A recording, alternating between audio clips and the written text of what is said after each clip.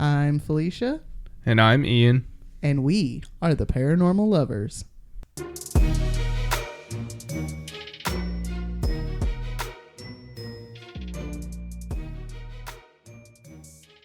Hello, paranormal dudes, dudettes, and dudays. Welcome back to another episode of the Paranormal Lovers. Hey guys, Hey, guys.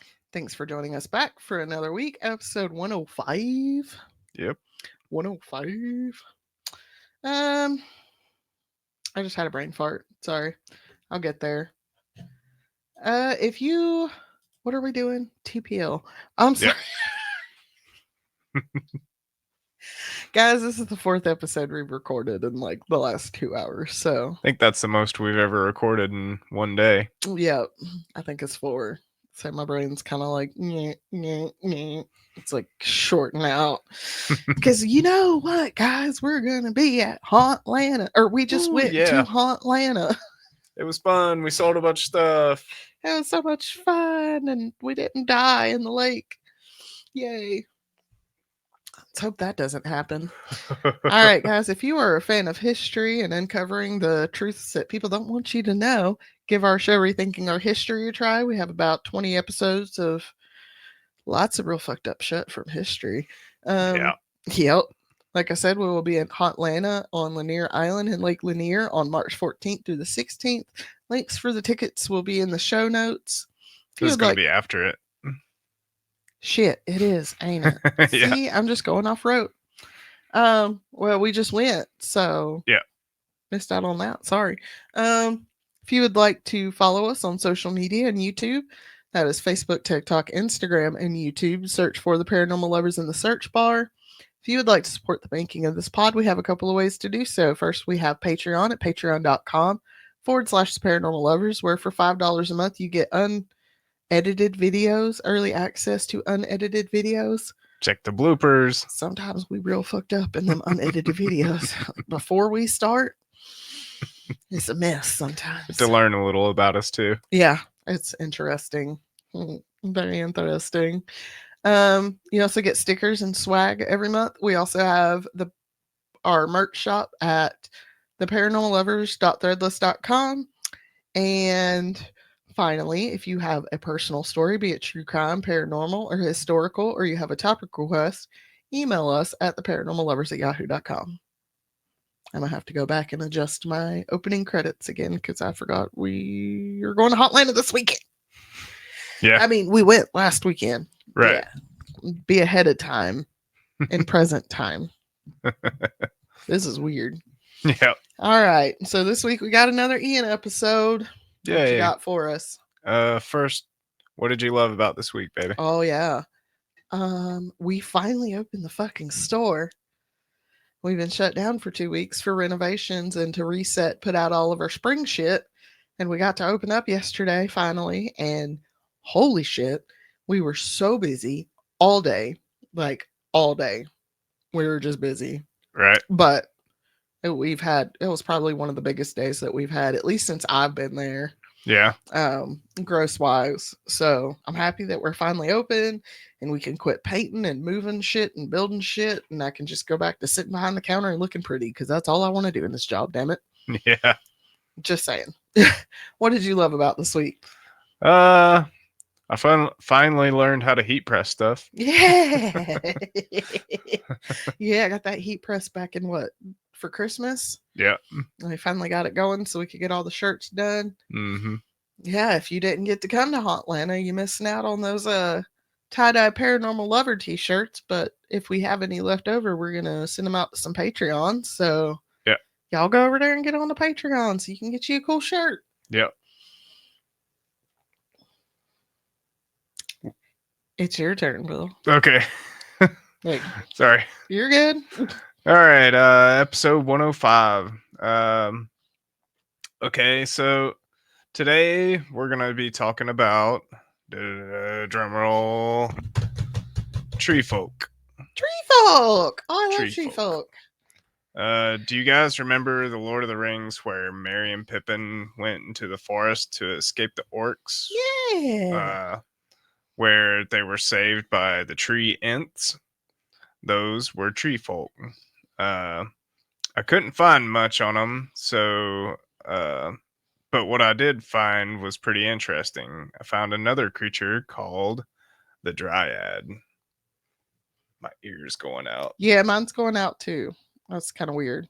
I've heard of the Dryads too, though. Okay. The Dryad They're were also like tree folk, right?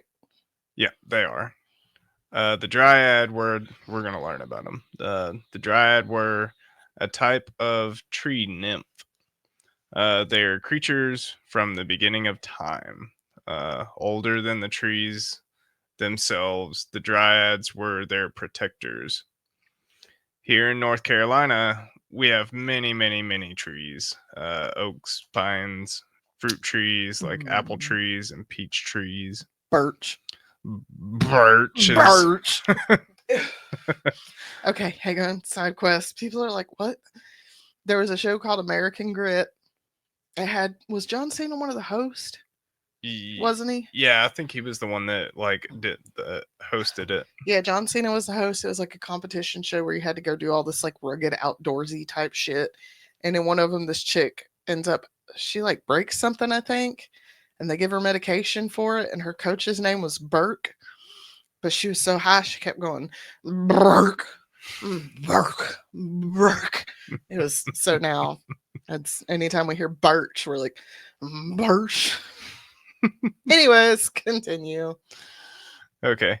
Yeah, we have shade trees like willows. But if you've ever hiked in the woods of western North Carolina, you know that when you're hiking and you come across the fairy circles or parts of the woods that look inhabited by spirits or fae, you know that feeling you get that you aren't alone. Mm-hmm. Well, there's a reason that you feel that way when you do.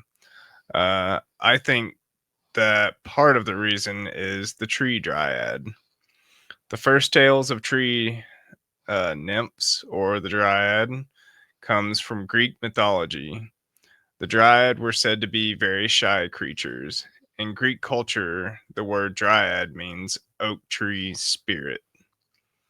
The last time we went hiking, we knocked on a lot of old trees to awaken the spirits of the trees. We knock on trees anytime we go hiking because I like to wake up the spirits. It's a wonder we didn't see any dryad, even though they are very shy. And I think they were also like, oh, they're just being nice and saying hey to the trees. We're fine.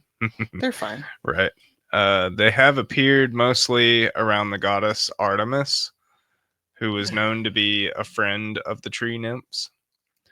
There are a lot of different types of tree dryad, just like there are a lot of different types of trees in the world. The Greeks wrote of this saying that the Daphne were tree nymphs that inhabited laurel trees. You know, the stinky ones that Mountain laurel we trees? have on the top of the mountains. Yeah, we have the mountain laurels. They smell Yeah. like ass. The nymphs weren't stinky, the trees were. Although mm, although the nymphs were the ones that were or wait. What did I say there? Go back to laurel. Anyways, but also the Greeks had epimelides. Epimelides. This type of tree nymph were the ones that inhabited apple trees and other fruit trees, and were said to be the protectors of sheep. Tree herders. I'm just imagining like little fairies riding around on sheeps, like wee, Right. like whacking people with shillelaghs and shit. And then they had another type called the Hesperides, and they were the guardians of the golden apples, and were said to be the epimelides type of tree nymph. Uh, they had them Granny Smith apples.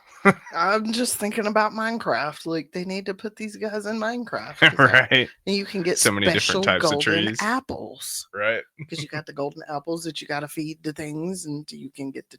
Hey, Mahjong, Mahjong.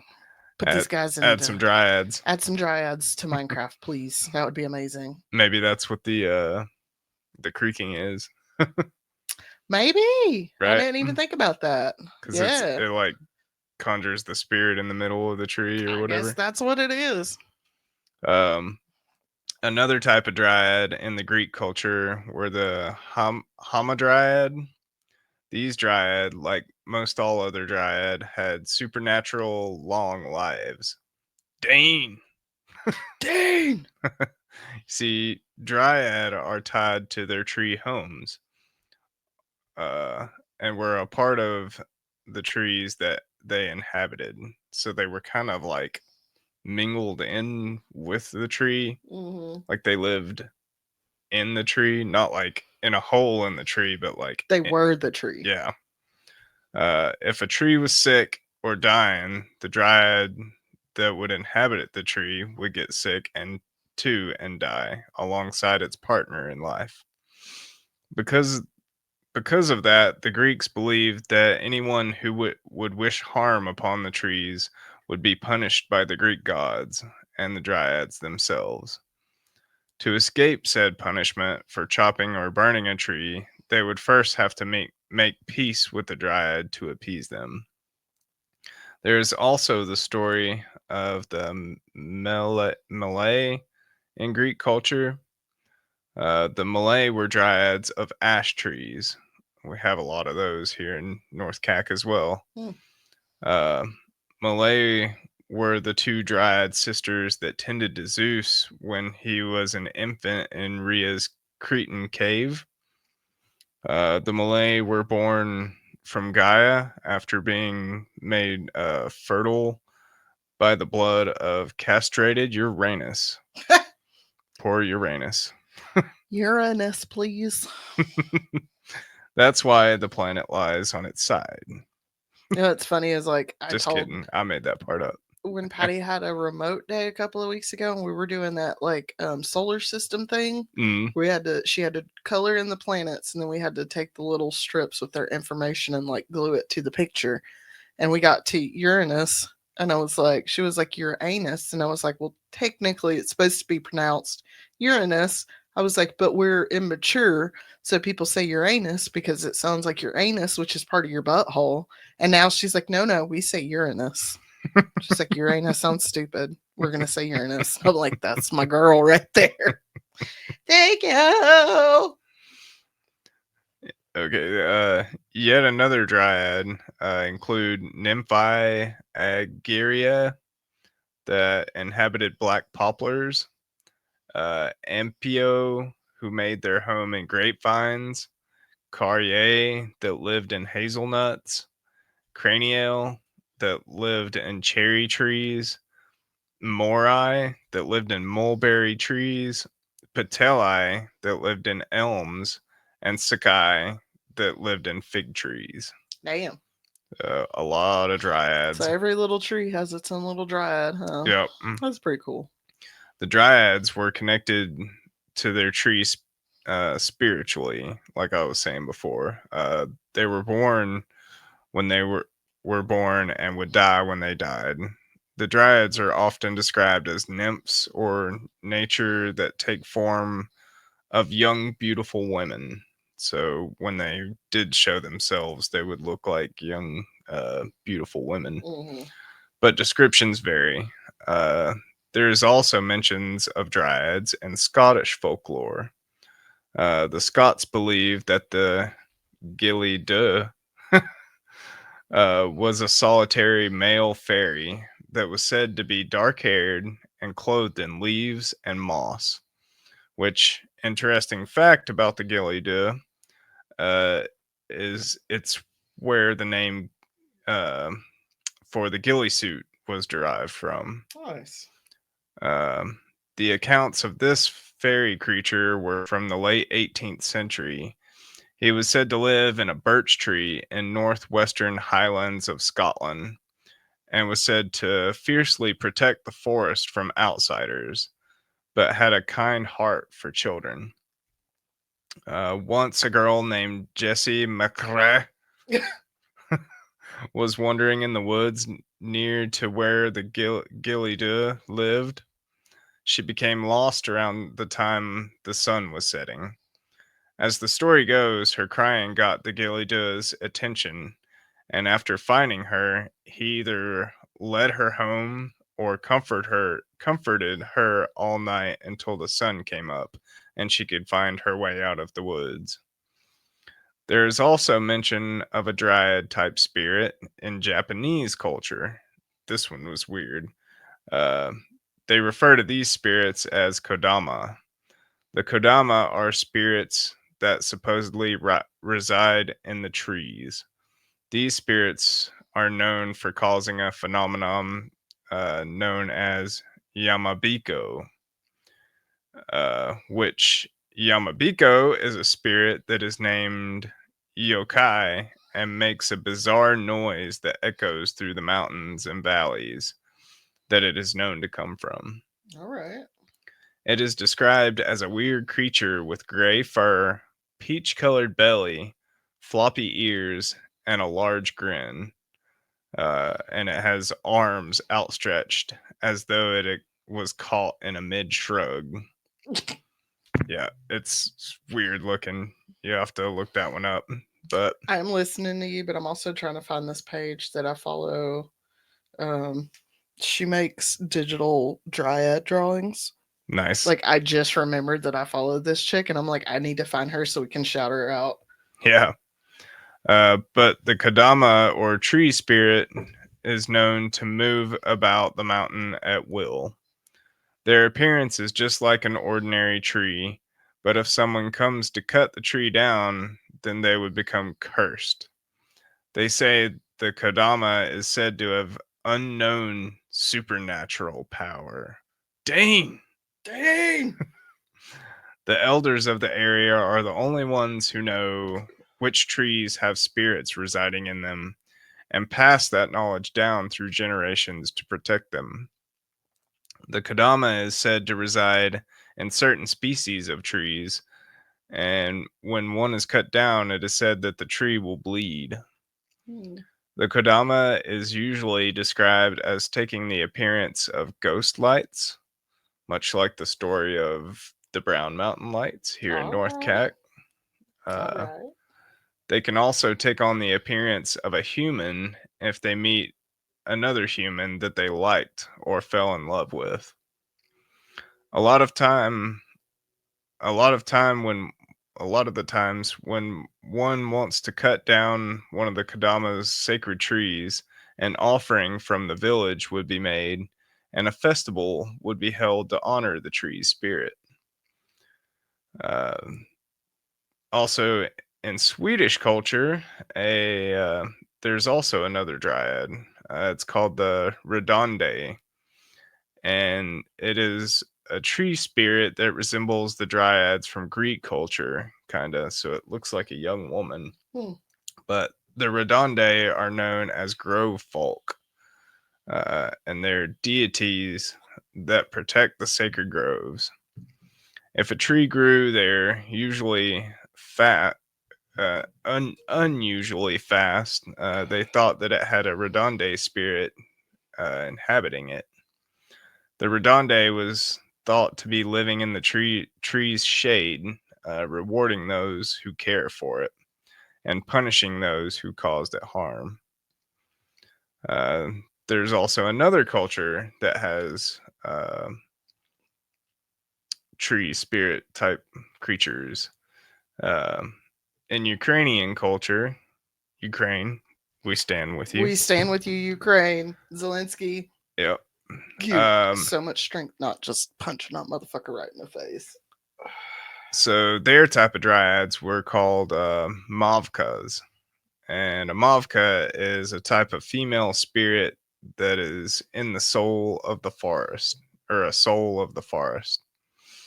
She is a long haired figure, typically depicted as a temptress that would lure men to their deaths in the middle of the forest that she resided. She is supposed to represent souls of girls that had died unnaturally, uh, per- particularly unchristened babies, either tragic or premature deaths. When these beautiful dryads lure men into the middle of the woods, they would tickle them to death. Nope, bitch, get your hands off of me. Mm-mm. These dryads are known to not have any reflection and also do not cast shadows upon the ground. They are also known to be helpful as well. They would help farmers by looking after their escaped cattle and drive off any wild animals that were trying to eat their crops. They're a subtype of the Mavkas called Nyavkas. Uh, they behave the same as Mavkas, only the Nyavkas dryads are known to have no back, meaning they don't have any skin on their back. Bones and other things can be seen where their skin once was. Why? They are known to live in groups in the forests, mountain caves, or sheds which are decorated with rugs. The Miavkas are said to steal flax and make thread so they can weave it into transparent cloth to make clothes for themselves. They are said to have a love for flowers and wear them in their hair. And also in the spring, they would plant them in the mountains, which is where they lured young men to tickle them to death. On Pentecost Easter, they would hold games, dances, and orgies. It is said that a demon would accompany them to the gathering to play the flute or pipes during the ceremony. They had a tradition in Ukraine to save an unchristened baby's soul. One must throw a kerchief during Pentecost holidays. They would save the baby's name or say the baby's name and then add "I baptize you." The soul would then be christened. If the baby was not christened by its 7th birthday, it would turn into a miavka and haunt the earth. Wow. Yeah. Christians, man. So, what do you guys think of dryads? Like, that's a lot of dryads. Mm-hmm. So, the artist on Instagram is Cammie Reyes, Cammiereis. And yeah, so she makes these really cool little let's see, yep, we can kind of see it dryad on drawings. there. Yeah, I think they're like AI art. Yeah. But like she does them. Or like digital art. Mm-hmm.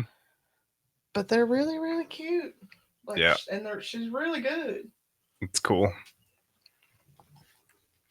But yeah, I love dryads. I've always thought like, I don't know, you know me. I believe that there's spirits within the trees, and oh yeah, I for one know that these things exist because I've explored lots of parts of the forests in North Carolina where people haven't been, and I mean those fairy circles and bubbling brooks and grottos and.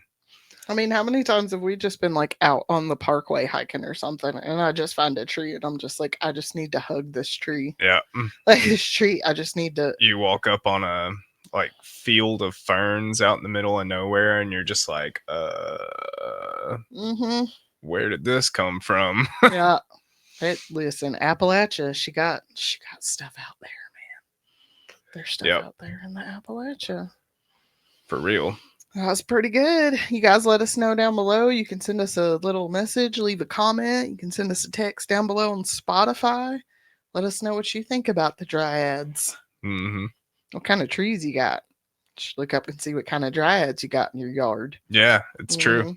We got maples and pines and oaks and a sassafras and some dogwoods. And there's like a willow over in the neighbor's yard. Yeah. All kinds of shit around here, man. Oh, yeah. All right, guys. Well, thanks for joining us for another week, and we'll see you guys next week. Love you guys. Love you. Bye. Bye.